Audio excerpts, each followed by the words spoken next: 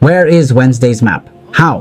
In Bangladesh, so many local Rohingya refugees, blue tarpaulin shelters over the heads of so many displaced mothers, so much weeping, so many corpses, so much death. The word India shatters in the sleeping hours. What time is this?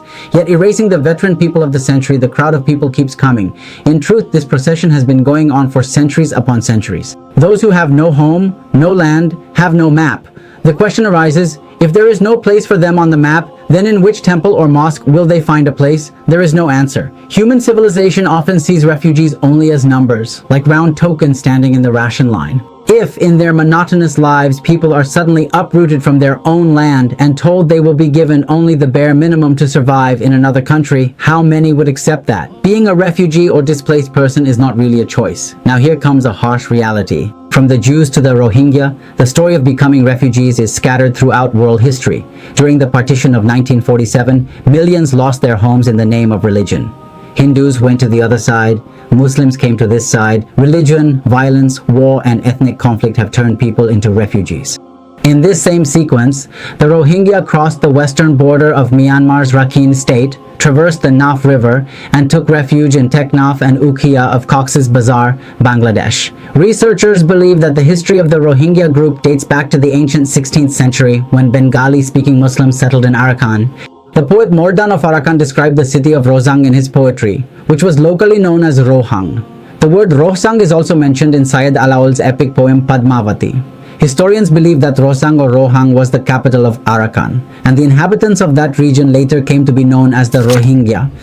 But when the military ruler General Ne Win came to power in 1962, the Rohingya were denied citizenship. It was claimed that they were all immigrants from East Pakistan.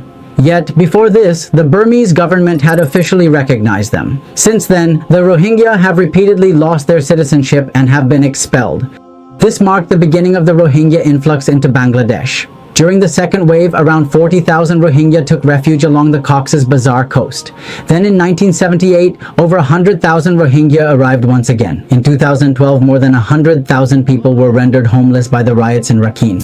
After the clashes between the military and police at the border in 2016, the situation became dire. Homes were set on fire, and women and children suffered inhumane torture.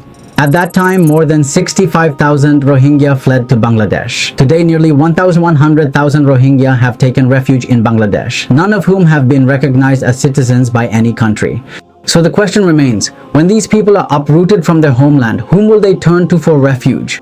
Where is God in their lives? Festivals, the bustle of celebrations, the yellow hue of mustard flowers, or the autumn fields of cash grass hold no meaning for them. The world seems to be growing ever more cruel. Yet in a hopeful voice one might say, perhaps one day the new generation will choose love over war, will cultivate the land, will build homes. One day, the yellow of mustard flowers will wipe away the tears of the refugees. But until that day comes, where is the map for the refugees? The answer is still uncertain.